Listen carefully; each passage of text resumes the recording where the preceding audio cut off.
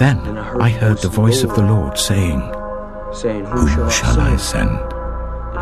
And who will go for us? I said, Here am I. Send me. I took you from the ends of the earth, from its farthest corners I called you. I said, You are my servant. I have chosen you and have not rejected you, so do not fear, for I am with you. Do not be dismayed, for I am your God. I will strengthen you and help you. I will uphold you with my righteous right hand. All who rage against you will surely be ashamed and disgraced. Those who oppose you will be as nothing and perish.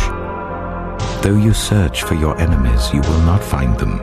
Those who wage war against you will be as nothing at all. For I am the Lord your God, who takes hold of your right hand and says to you, Do not fear, I will help you. This is what the Lord says, Israel's King and Redeemer, the Lord Almighty. I am the first, and I am the last. Apart from me, there is no God. Who then is like me? Let him proclaim it. Let him declare and lay out before me what has happened since I established my ancient people and what is yet to come. Yes, let them foretell what will come. Do not tremble, do not be afraid. Did I not proclaim this and foretell it long ago? You are my witnesses. Is there any God besides me? No, there is no other rock. I know not one. I will go before you and will level the mountains. I will break down gates of bronze and cut through bars of iron. I will give you hidden treasures, riches stored in secret places, so that you may know that I am the Lord, the God of Israel, who summons you by name. I am the Lord, and there is no other. Apart from me, there is no God. I will strengthen you, though you have not acknowledged me, so that from the rising of the sun to the place of its setting, people may know there is none besides me. I am the Lord. There is no other. I form the light and create darkness. I bring prosperity and create disaster. I, the Lord, do all these things. The Lord is my light and my salvation. Whom shall I fear? The Lord is the stronghold of my life. Of whom shall I be afraid? When the wicked advance against me to devour me, it is my enemies and my foes who will stumble and fall. Though an army besiege me, my heart will not fear. Though war break out against me, even then I will be confident. One thing I ask from the Lord, this only do I seek, that I may dwell in the house of the Lord all the days of my life, to gaze on the beauty of the Lord and to seek him in his temple. For in the day of trouble, he will keep me safe in his dwelling. He will hide me in the shelter of his sacred tent and set me high upon a rock. The Lord is my shepherd. I lack nothing. He makes me lie down in green pastures. He leads me beside quiet waters. He refreshes my soul. He guides me along the right paths for his name's sake. Even though I walk through the darkest valley, I will fear no evil, for you are with me. Your rod and your staff, they comfort me. You prepare a table before me in the presence of my enemies. You anoint my head with oil. My cup overflows. Surely your goodness and love will follow me all the days of my life, and I will dwell dwell in the house of the Lord forever. When hard pressed, I cried to the Lord. He brought me into a spacious place. The Lord is with me. I will not be afraid. What can mere mortals do to me? The Lord is with me. He is my helper. I look in triumph on my enemies. It is better to take refuge in the Lord than to trust in humans. It is better to take refuge in the Lord than to trust in princes. All the nations surrounded me, but in the name of the Lord I cut them down. They surrounded me on every side, but in the name of the Lord I cut them down. They swarmed around me like bees, but they were consumed as quickly as burning thorns. In the name of the Lord I cut them down. I was pushed back and about to fall, but the Lord helped me. The Lord is my strength and my defense. He has become my salvation. Brothers, we fight not for glory, nor for riches, nor for crowns. We fight for God, for truth, and for the cross. Non pro gloria, sed pro Deo. Let his light be our shield, and his name our victory.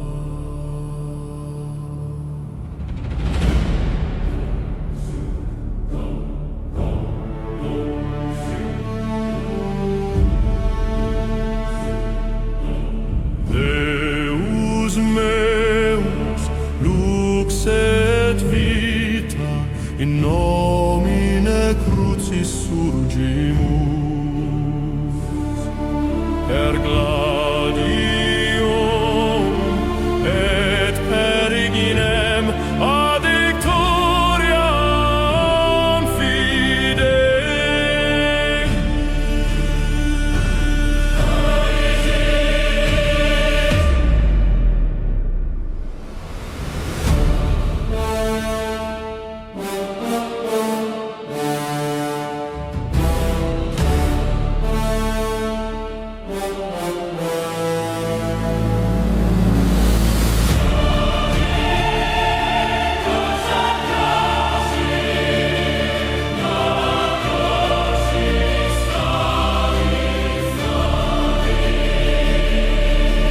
Dominus fortis, spes eterna, da nobis pacem et virtutem. Sanguis sanctus nos redemit fides invicta mane.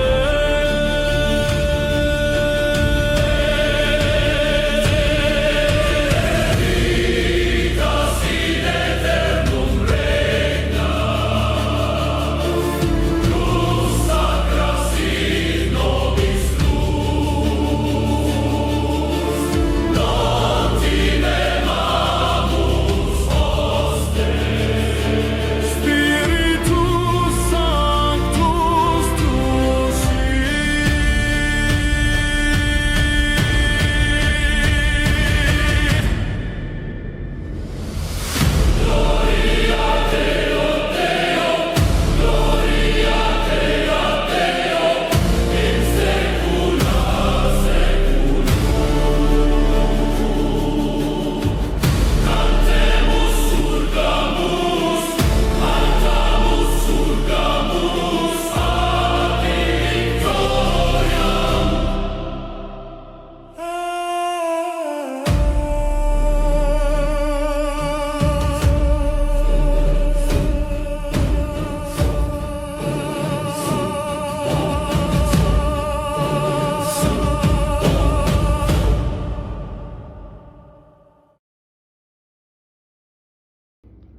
How you doing? This is Mike from Mike's Random Thoughts, and this is why knowledge and real-world experience actually matters. Now, I'm still in writing mode, which for me also means that I'm constantly thinking. And when I start thinking, naturally I'm going to start reflecting. And as we all know, reflection, it can be brutally heavy on our minds. It forces us to stop and ask some serious hard questions. Like, What have I done with my time on earth? What time have I actually wasted? What do I still need to do before the clock in the sky actually ticks out? Because you can make no mistake about it. The clock in the sky is just ticking on by. And life is short, and it can be brutally short at that. You never know what can happen. Now, most people, they're kind of stuck in neutral, okay? And what I mean by that is they're waiting for like a green light that probably never will come. Now, waiting for the perfect timing, they'll say. They'll say, I'm waiting for permission. But life, you can be sure, it does not wait for you. It does not care if you're comfortable. It just will continue to move on by. And you either move with it or you're going to get left behind. Now, most people think that living big means traveling across the whole world, climbing mountains, filling out a passport with a lot of stamps on it proving that you've been places. Sure, I mean, if you can actually do that, right? However, living, it is also about curiosity. It's about breaking your own self-routines. It's about asking some questions and stepping outside of your comfort zone and trying some different things. Thinking a little bit different. Now, if you're stuck in one place, limited by money, health, or circumstances, you can still explore. Because exploring is not always about geography. It's about the mind. It's about the center. It's about the way you choose to actually connect with other people around you. We live in a time when the world fits into our own pocket. The internet, social media, podcasts, videos, you have more knowledge available than kings and emperors ever had. Right in your pockets right now. Now, you're basically, essentially, what I'm trying to say is you're carrying the biggest free global library. A whole world, voices and thoughts. A universe of universal experiences that you can see for yourself. If you want to know something, you simply can. And if you want to get to know someone from a certain region or environment, you can. It's just a matter if you choose to or not. Now, when I was a kid, my grandpa Sarge, he used to tell me, if you want to know something, go out and find out about it. Simple words, but they actually became part of my foundation of how I chose to live my life. You know, don't just talk about something. Do not just repeat something. And never just assume. Go out and actually learn. Go out and seek for yourself what the truth is. Search. Experience. And if you are going to speak on something, you better know what you're talking about, or know somebody that has, or something like that. Now, people today, they often say everybody has been lied to. They say, right, the news and the media is fake. I mean, who knows what the truth is anymore, Mike, they'll say. But folks, here is the solid truth. If you want to know something like what the truth about something is, you have the ability to know. The truth is out there. It always has been out there. The real question is, what are you willing to do to get that truth, to get that universal knowledge? Because it's available. And most of the time it's available right in your pocket. You know, that's basically how I chose to live my life, though, outside of devices. I mean, that was my philosophy of how to live. That's why I always say I'm lucky that I grew up in a military family and got a chance to travel and all that. Now, if I wanted to know something, right, I went all in, man. I would get books. I would watch documentaries, interviews, conversations. You know, if it was local, I would try to show up to where the area was that the event happened or whatever it might be I'm looking up. You know, I'll try to sit with people. I'll eat their food. I'll drink their drinks, and I'll listen to their stories. Okay, hear me out on this for a second. If it was too far, I would find a way to communicate with them, such as video calls, forums, threads, late night chats with strangers halfway across the world, really, depending on your time zone. But see, growing up in Sacramento, I got a chance to grow up around a very diverse city. And I got to experience a lot of different cultures directly just from daily interactions I had with different people. And that's what I meant. Like, I would sit with them. I would, like, if there was like a ceremony going on, I would participate with it. And that's what I meant by actually sitting there, eating their drinks, talking with them, and listening to their stories and finding out why they're doing what they're doing, but for your own self. You know what I'm saying? Like, you're not reading it. You're actually talking with the people and finding out for yourself. It's not this guy over here said, well, I have this degree and I studied this, or I worked over here, this or that. No, you're literally going to the horse's mouth and talking to the person directly, even if that's by video call. That way you can actually find out what the truth is because you're hearing it from the people that's involved or living there. Now, why do I say this? Because the best way to find out something and to gain understanding of something is to experience it for yourself somehow. Now, see it with your own eyes, like I said. Feel it with your own hands. Taste it, touch it, smell, and listen. That's where the real connection comes from, is human interaction. Seriously, that's where majority of stuff lies in, is our interaction with one another. Now, see, I was a military brat, and I grew up on Air Force bases, okay? I lived overseas in England for 4 years. I actually walked streets older than my own country is, literally. And I actually toured castles. I stood inside cathedrals that actually carried real history in their very stones that the building is built in. That actually changed me forever. It made me realize that the world is bigger than just my little neighborhood or just my little town. Bigger, like I say right here, bigger than my city, bigger than America itself, essentially. That planted the seed of my motto: explore and experience life for yourself. But however, here's the other side. No, I did not live clean.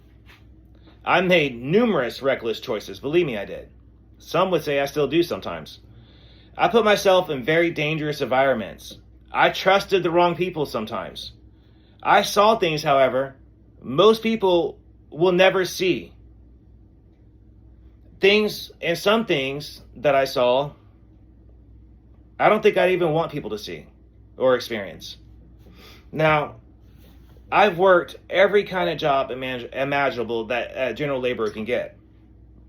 Landscaping in the Tahoe Mountains, welding in hot shops. I've done carpentry, forestry, cutting down huge trees in Tahoe. I have done metal roofing, commercial metal roofing at that. I've worked in the oil fields, tank farms. I've operated jackhammers, breaking mountain-sized boulders and clearing trail. I've done hazmat work. I've done small confined space human rescue. I've even done hospital custodial work, hotel cleaning, laundry rooms. I've been a dishwasher more times than I can count over.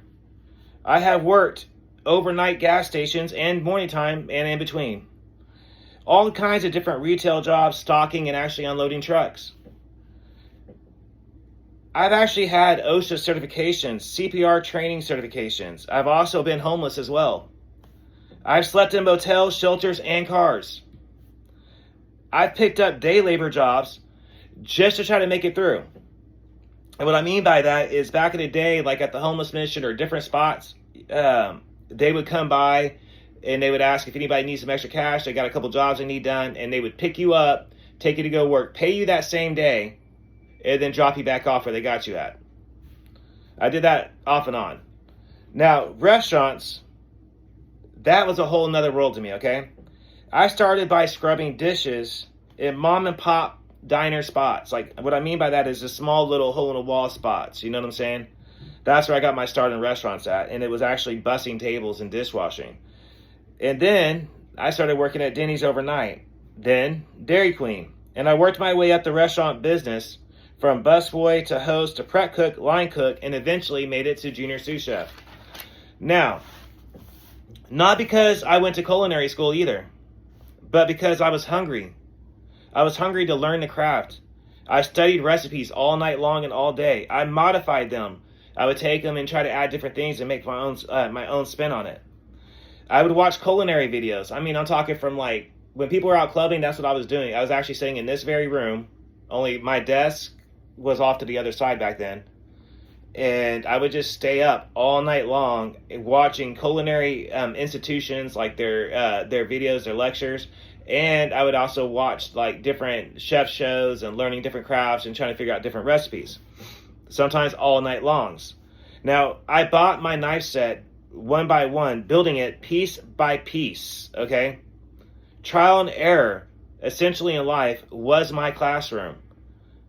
I burnt hands and long hours were my teachers.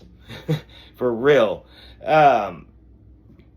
Literally what I mean by that is in my life, as I mentioned before, having autism and ADHD and living the lifestyle that I've lived, essentially trial and error is the only way I know. I'll try it out, I'll mess up, and I learn from that. You get what I'm saying? It's kind of like my dad used to say. My dad, may he rest in peace, but my dad, he used to say, when I would mess up, he would laugh a little bit and say, "Now, what did you learn?" You know, it was one of those things. Now, I also studied business in school, economics, business law, and marketing. Then I worked real estate, okay? And grinding in high pressure sales at that. I was a cold sales operator. I was a guy that would get you to come in to refinance your home. I would go over your loans that you had, how much they were, how much equity you had built, square footage of house, blah, blah, blah, blah. I don't want to chop shop, but that's basically essentially what it was, to try to convince you to come in and sign off on your house and get a new loan.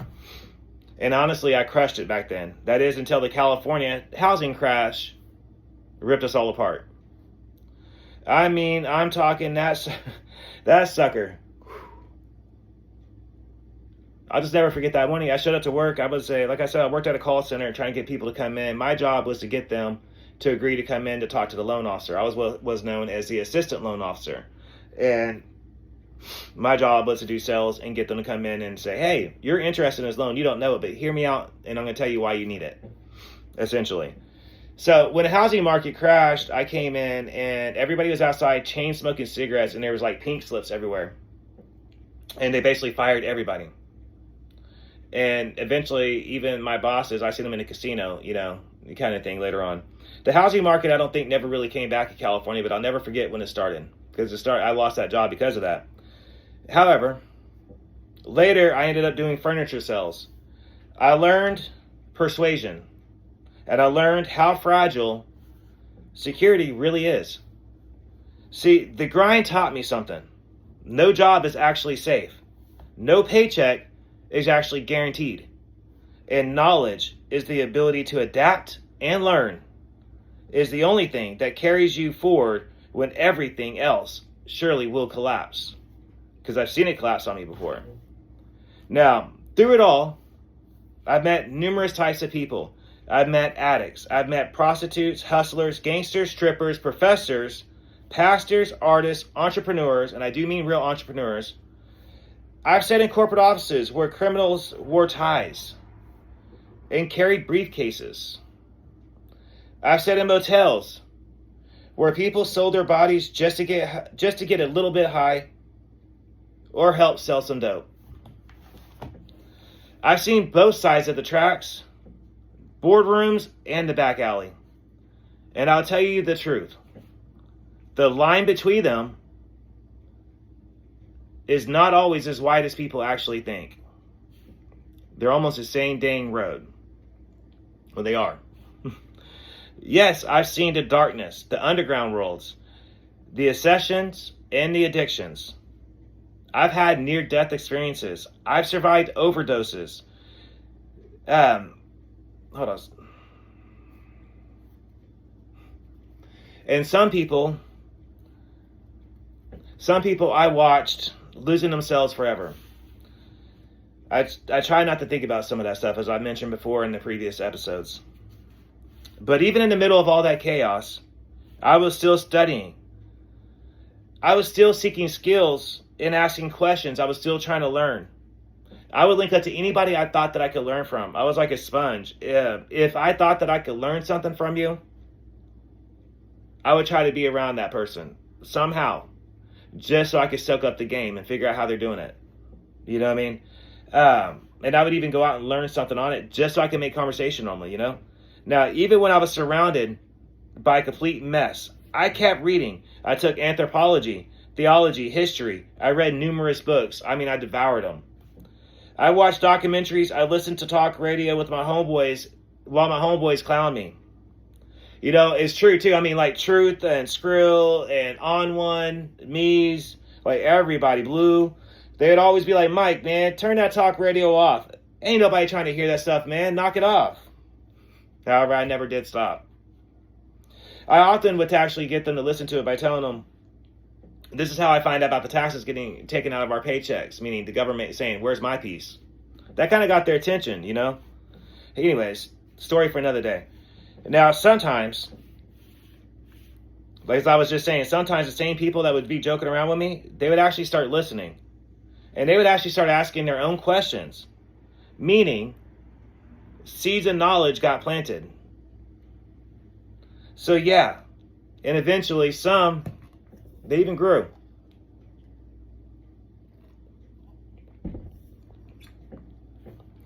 See, I believe in free knowledge.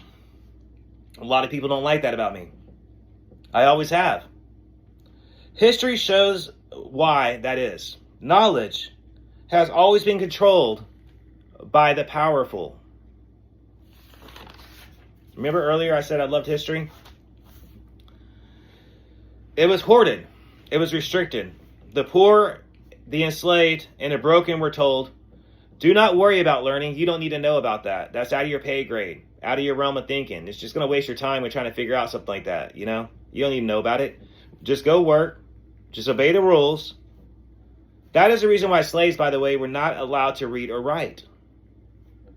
That is why books are still banned today. That is why companies lock education behind paywalls. Because once you learn, you open your eyes. And once you start thinking for yourself, you'll become more dangerous to society. Knowledge is power. Outside of God, it is the only real power one has. That is why it is still censored, packaged, sold, and controlled. That is why tech companies bait you with free apps that charge you for everything that actually matters to use it. They do not want thinkers. They only want consumers. So, here's the good news. Artists always find a way, don't we? Seekers will always find a way, won't they? Rebels will always find a way, will they not? You can shut down a platform, but you cannot kill the curiosity. You can ban a book, but somehow, someone will still tell that same story. You can lock information behind walls, but somehow, someone eventually will still break that lock. That is the human spirit. That is rebellion. That is the truth. So do us all a favor out there. Do not stop thinking. Do not stop exploring. Do not let the algorithms and ads start shrinking your world. Ask the questions that nobody else is willing to ask.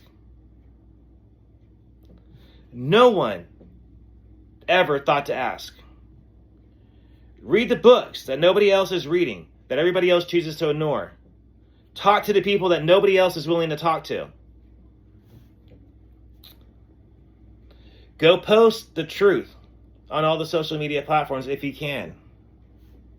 Because when it is all said and done, life won't be measured by your money or your possessions or your interests and likes. It will be measured by your experiences, your lessons, your knowledge, and the impact that you had on other people's lives. You get what I'm saying? The impact that you had on other people's lives. So do not wait for permission. Do not wait for the right time. Do not wait for a life to go, hey, here's the key to that you were seeking. People, The keys, they're already in your hand. You got to understand, this is just short OTT, but real knowledge actually matters. You know, when I was a child, I don't really speak about this often. And right now I'm doing a lot of reflection pieces. So I didn't learn how to read or write until I was around 5 or 6 years old. I had speech problems growing up. A lot of people with my disorder do. So I was in speech therapy for majority of my education. I think until about junior high school. They took me out of it. Because I had major speech problems because my early childhood, I didn't talk hardly at all. And other issues. So there's all kinds of reasons why this stuff matters to me. You know, I started reading at 6 and I just kept reading, and I discovered documentaries at a young age too. Like other kids were watching Looney Tunes and I was watching like the History Channel or the Discovery Channel and things like that. I used to skip class and go read books in the library and then point out to the teachers how the textbook, they left out this part, then they left out this part, and they left out this part. And I guess, if truth be told, one could say that part of the reason why I was like that is when you're told that, growing up, when you're told that the realistic approach is you're probably going to be working a minimum wage, basic level job, and you might have some mild success in life. But, you know, ultimately it's probably what you're going to end up as. You tend to want to learn a bunch of things. You know, when you have to deal with psychologists at a young age, I'm trying to think of the best way to say this. When you have to deal with psychologists at a young age, I wanted to know what they were talking about. You know, they would say that I have this disorder, or I'm experiencing this, or this emotional response, or this or that. And I would want to find out why. And another example of that is later on when I asked about God, I was told you just have to pray about it and ask for forgiveness, all right? I knew there was more to it than that. So I used to walk to the base church, and I would pick different denominations, services to go to. So that started in high school when I was seeking out the truth as far as spiritual truth goes. That started off in high school and just lasted my whole life. I wanted to know the truth about God. You know, growing up, I always knew that there had to be something, you know, some kind of universal truth. I remember thinking about that in high school, you know, how if everybody basically believes in some type of God, surely there is a God. You know, I literally sought out the truth since high school about my faith. When people ask me, why do you feel the way you do? Well, I devoured book after book after book. I went to church service after church service after church service. I talked to priest after priest, preacher after preacher, pastors, all kinds of people, my whole life to try to find the answer. I was an occultist for majority of the time, dabbling in different things. And then when I became a Christian again, you know, I kind of saw the light and I had my own personal experience for that. And I'm walking proof of that. Jesus can actually save anybody. I just wanted to say that. You know, I've talked a lot about my past these past couple episodes, and I'm getting ready to go into a lot of other type of episodes. But I want you to know that, you know, there are people out there that try to tell me that I was unsavable, you know, because of my affiliations that I had with Satanism and the occult, that there was no way that I could actually be saved. And then I found out that I could. But even before then, even before I verified that, I had my own experience, you know. And that is when I felt the presence of the Lord. I felt the warmth, and I seen the light coming from him, and I felt the coldness and the darkness behind me. And that's what I mean. I had my own personal experience to where I can walking proof that he could reach into the depths and grab anyone and save them. So don't let anybody ever try to tell you that you can't achieve it, that you can't do it, and don't let anybody ever try to tell you that you can't be saved. because there's no sin other than one. And I'm not going to go into details about that yet. That is unforgivable. Every sin is forgivable. And with that said, it sounds like my kids are about to get home from school. So I'm just going to keep this a short podcast episode. And I just want you guys to know that this is a little story about why I feel like, the reason why is, if you worked with me, like you've heard me say this before, man, if you want to know something, go out and find a way to touch it, feel it, see it for yourself and experience it. Travel, go talk to the people from there. You know what I mean? Don't just listen to this guy over here or this girl over there. Why don't you go find out for yourself? Or talk to them. Find a way online and talk to them. Hey, you live over here in this country. I got some questions I want to run by you. Would you be willing to answer them for me? I guarantee you majority of people will. I seriously do.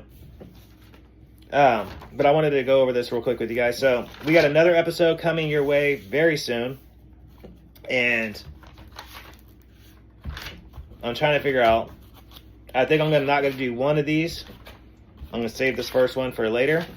So the next episode you guys can expect to hear would be, why are things so crazy right now at this time period that we're living in, okay?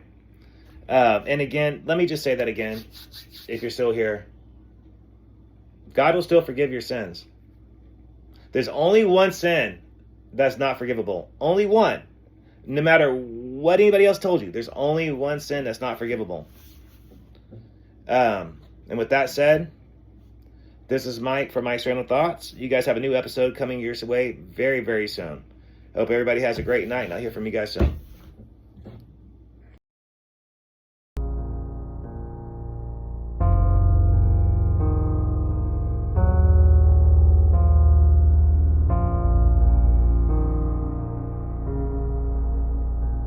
Fear is the oldest weapon of the enemy. Before he ever lifts a sword against you, he tries to shatter your mind. Before he ever strikes your body, he whispers into your soul, and most men break there, not on the battlefield, but in their imagination. But I am not most men, and neither are you, if the Lord has chosen you. For I have learned this truth. The moment you carry the shield of the Almighty, fear loses its voice. The Lord is my light and my salvation. Whom shall I fear? The Lord is the stronghold of my life. Of whom shall I be afraid? Psalm 27:1. The answer is no one. Not the armies that surround me. Not the giants that tower over me. Not the whispers of betrayal from those closest to me. I fear no man, for my God has already walked ahead of me into every war. Do you know what it means to fight under his shield? It means that every arrow loosed at you must first pass through his permission. It means that every blade raised against you cannot land without his command. It means that no matter how loud hell roars, heaven decides your fate, and once you know that, once that burns in your bones, fear dies, not because the battlefield is safe, but because the battlefield belongs to the Lord. The enemy thrives on intimidation. He counts on you trembling at shadows, retreating at the first sign of blood.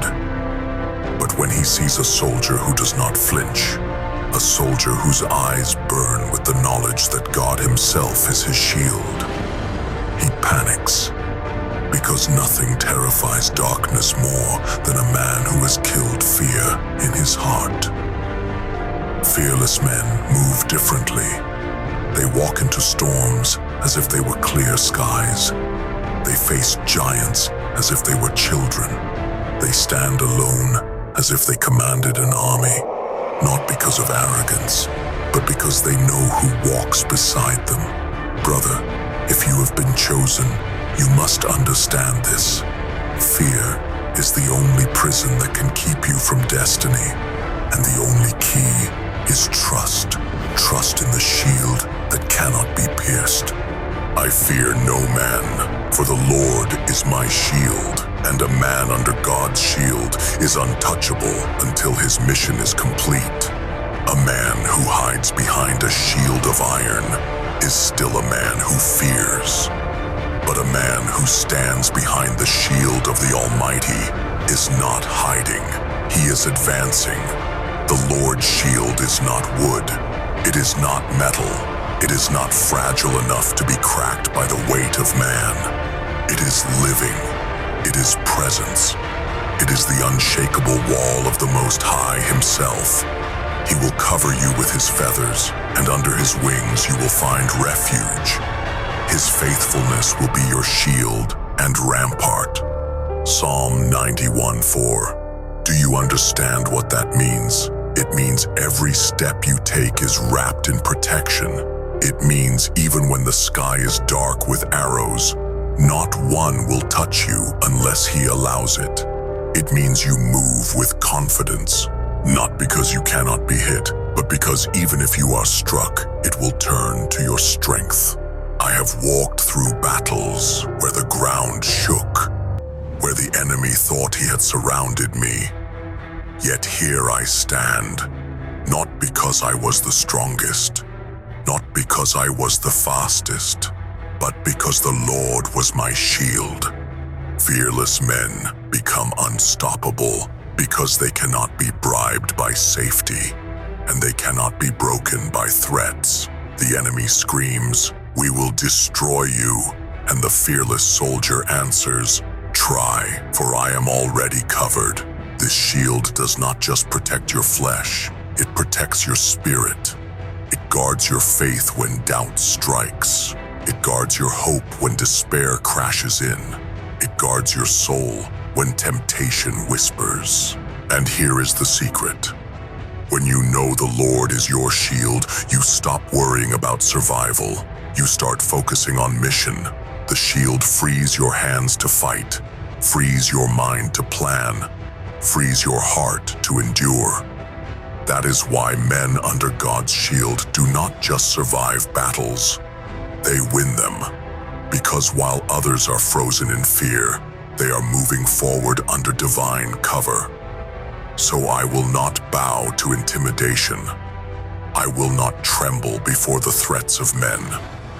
The Lord trains my hands for war, and his shield covers me in every fight. Let the enemy come, let the storms rise, let death itself stand before me. I fear no man, for the Lord is my shield. I have seen men tremble at shadows. I have watched kings bow to fear. I have buried brothers who let terror break them before steel ever touched their flesh. But I tell you this, I will not join them. For the Lord is my shield, and a man who fights behind that shield is unmovable. Though an army encamp against me, my heart shall not fear. Though war arise against me, yet I will be confident. Psalm 27:3. Confidence, not in my skill. Confidence, not in my strength. Confidence in the one who commands the hosts of heaven.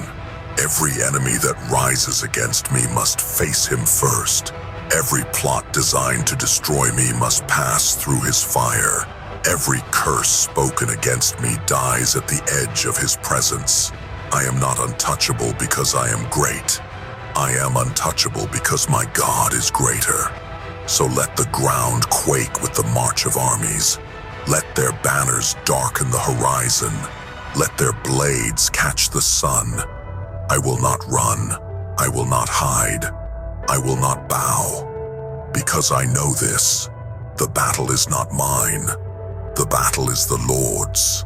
And he is my shield, my strong tower, my deliverer. Fear cannot chain a man who knows his death is already written by God's hand. Fear cannot silence a man who speaks under the breath of heaven. Fear cannot stop a soldier who marches under divine command. Brother, hear me. The day you lay fear in the grave, you become the weapon hell cannot stop. You become the wall that does not fall. You become the warrior who does not retreat. And when my final battle comes, when my shield is lifted one last time, I will not face death with trembling lips. I will look into the eyes of the darkness and declare, I fear no man, I fear no blade, I fear no grave. For the Lord is my shield, and in his shadow I am eternal.